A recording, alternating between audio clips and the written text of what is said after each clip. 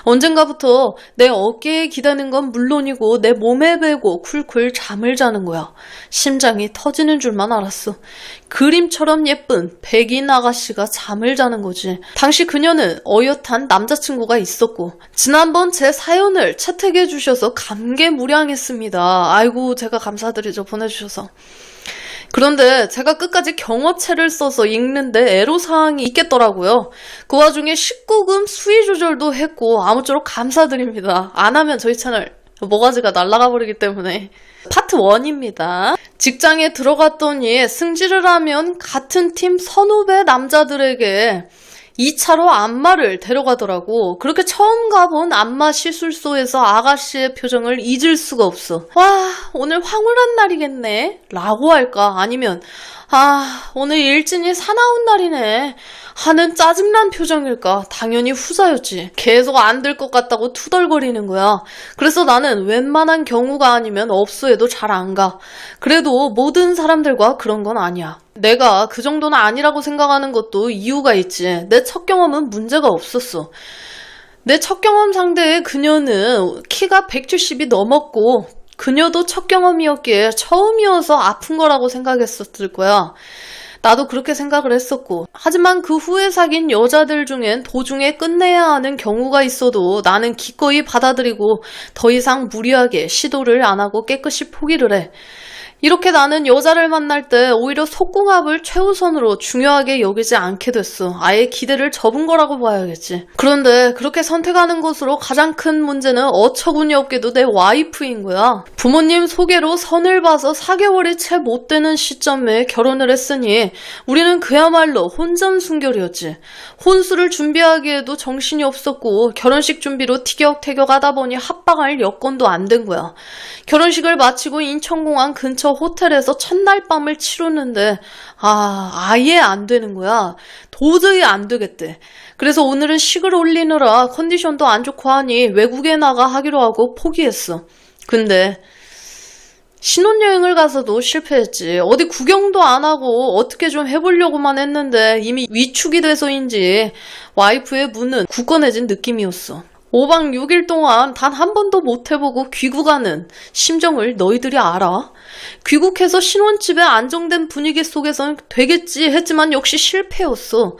이혼을 하자니 당시엔 꽤 늦은 나이였던 34세 온갖 손님들 다 불러 모아 결혼했는데 바로 이혼한다는 걸 상상조차 할 수 없었거든. 물론 그 시절로 돌아본다면 뒤도 안 돌아보고 이혼을 했어야 한다는 생각뿐이야. 와이프랑은 좀 다투게 됐어. 서로 본인은 정상이라고 우기는 상황까지 돼버린 거지. 그래서 결국 산부인과에서 판정을 받기로 했어. 여자 의사를 구해달라고 수소문을 해. 회사 휴가를 내서 클리닉을 찾았지. 근데 지나고 보니 어이가 없어. 여자 의사는 와이프를 직접 보고 검사를 한 뒤 정상 판정을 내렸고 내 거는 보지도 않고 평균보다 약간 크긴 하지만 정상 범위에 있으니 다시 시도를 잘해보면 될 거고 출산을 하면 늘어나니까 그땐 충분히 잘 맞을 거라 대수롭지 않은 일인 양 쉽게 진단을 내려버린 거야.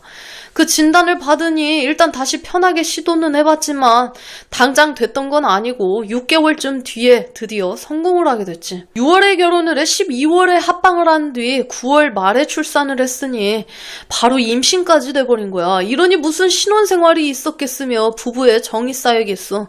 그래, 이혼도 수없이 생각해봤지. 엉터리 진단을 내린 산부인과 의사년을 고소하고 싶은 생각이 아직도 들어. 그래도 이혼은 자식을 생각해 도저히 내키지가 않더라고.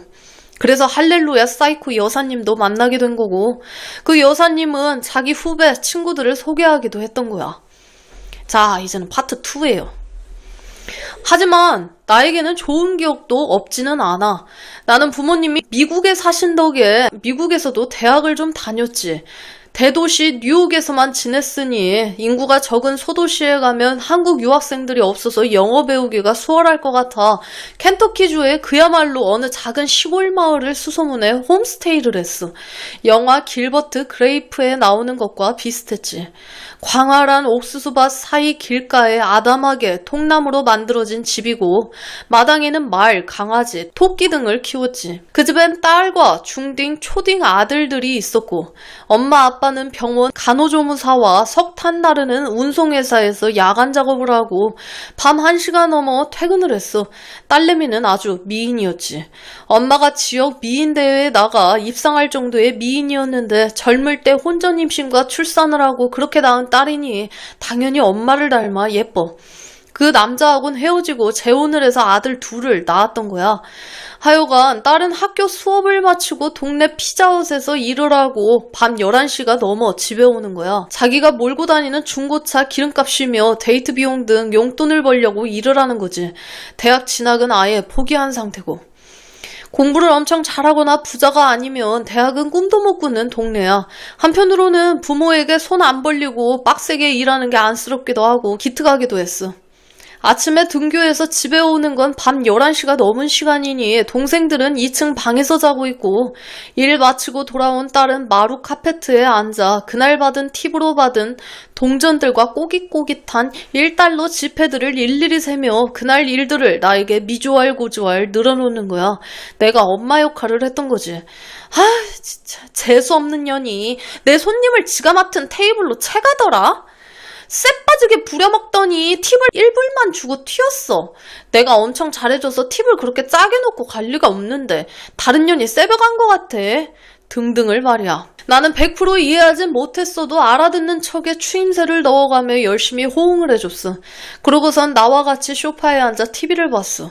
제이 레노가 진행하는 토크쇼를 주로 봤지. 알아듣진 못해도 같이 웃어주고 하는 거지 뭐.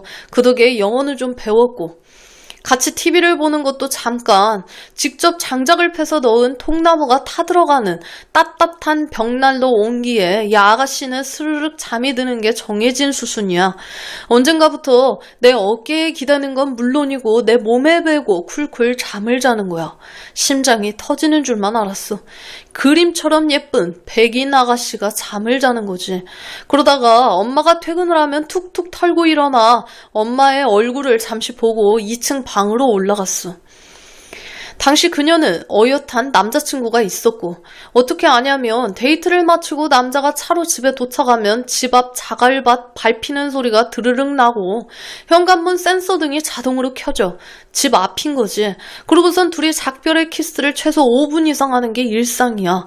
이걸 부모님들과 동생들이 다 듣고 있는 거지. 이게 자유민주주의 국가 미국의 리얼한 모습이려니 했고 퇴근 뒤 나와 같이 소파에서 TV를 보며 기대어 잠들기를 몇 주 하다 보니 아예 맨정신에도 나한테 기대 스스럼 없이 굴게 되는 거야. 나도 덜 긴장하게 됐고 적당한 때가 됐다 싶은 어느 날 저녁에 키스도 하게 됐어. 당연한 수순이었지. 정말이지 이게 꿈인가 생시인가 내 뺨을 만져보기도 했어. 그 뒤 우리는 집에서도 짬을 내서 엄마가 오기 전 함께 시간을 보내기도 했고 내가 다니는 대학교에서 매주 열리는 대학 농구를 보러 가는 등 데이트를 하며 영화에서나 보던 미국 모텔도 이용하고는 했지. 차마 남친이랑 완전히 헤어진 건 아니었지만 만나는 건 현격히 줄어들더라고. 우리 사이를 부모님도 대충 파악하곤 오히려 부축이었어. 이 코리안 땡땡이는 부모님이 뉴욕에서 사업도 하시고 대학도 좋은 데 다니고 하니까 너도 잘해서 이런 시골 벗어나 대도시에서 살아 라고 말이지. 하지만 이 아가씨는 무슨 결혼 생각이 있었겠어. 그냥 호기심에 나랑 잘 만났던 거지. 어느덧 홈스테이를 하던 겨울방학이 끝나고 난 학교 기숙사에서 생활했는데 홈스테이는 끝났지만 날 좋게 본 부모님이 매주 금요일에 나를 데리러 와서 주말엔 이 통나무집에 있다가 월요일에 학교를 데려다 주셨어. 야간 근무를 끝나고 픽업 트럭을 2시간이나 운전해 날 데려다 줬으니 너무나 감사한 기억이지. 여러분들의 소중한 시청자 사연을 받고 있습니다. 살아오신 인생 이야기나 연애, 결혼에 대한 이야기를 아래 이메일 주소로 보내주시면 감사드리겠습니다.